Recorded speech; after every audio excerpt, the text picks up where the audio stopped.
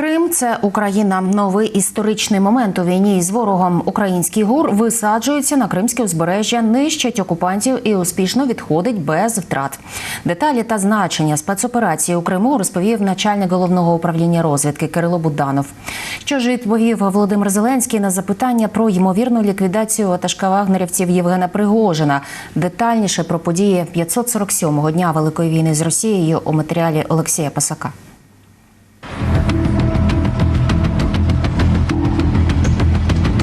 Буданов обіцяв, розвідка робить. Нова серія. Лише напередодні у ГУР показували, як красиво вибухає російська система ППО на кримському мисі Тарханкут. А вже наступного дня отримуємо особливе вітання у День Незалежності України. І на це керівник розвідки натякав іще наприкінці минулого року. Таке питання, куди порадити поїхати на море у відпустку влітку 23-го року? Я пораджу в Крим їхати. Перлина України, вона вже давно чекає повернення українських туристів. Крим буде повернуто комбінованим шляхом. І силою, і дипломатією, але без сил нічого не буде. І наші підрозділи зайдуть туди зі зброєю в руках. І це відбувається просто зараз. Історична мить. Українські сили висаджуються на кримське узбережжя. Спецоперацію ГУР провели за підтримки ВМС. У районі мису Тарханкут біля населених пунктів Оленівка та Маяк відбувся бій з російськими підрозділами. В інтернет-виданні «Бабель» посилаються на власні джерела у розвідці. Кажуть, українські спецпризначенці знищили щонайменше 3 десятки окупантів.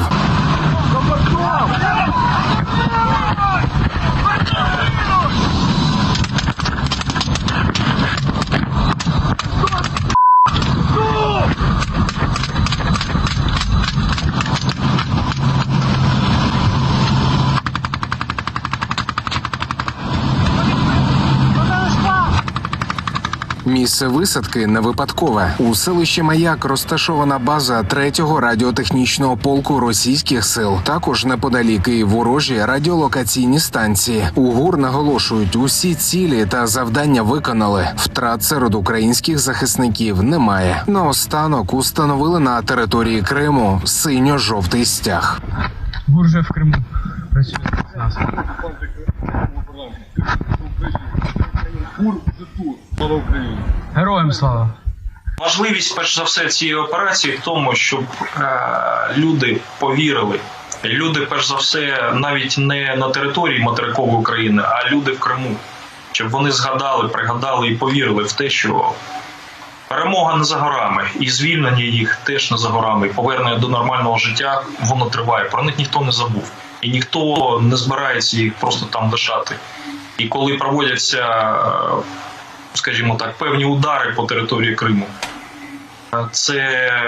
цим все не закінчиться. Буде наземна операція, буде повернення наших територій. Скоро всі дочекаються повернення додому.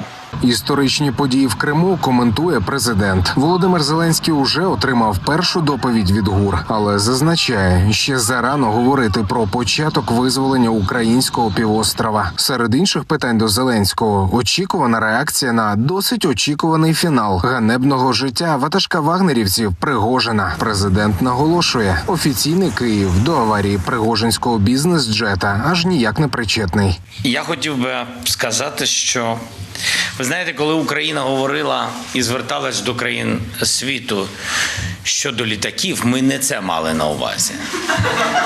Я скажу вам відверто. Ми мали на увазі зовсім інше, і ми хотіли підтримку, хоча, напевно, це також в якомусь сенсі слова точно допоможуть.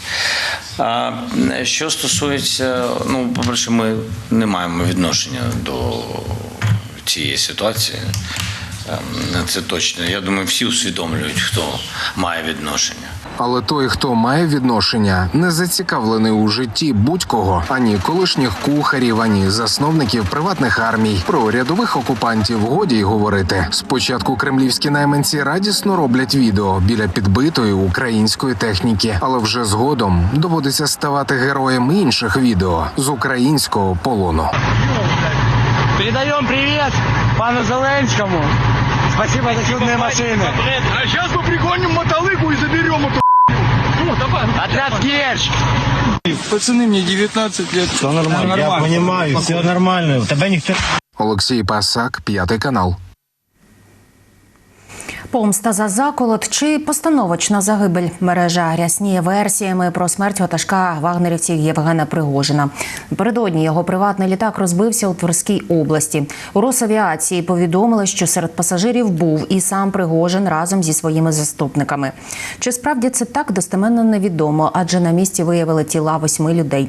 Цікаві деталі падіння літака і чи чекати ще одного походу найманців на Москву, дивіться у сюжеті Лідії Середюк.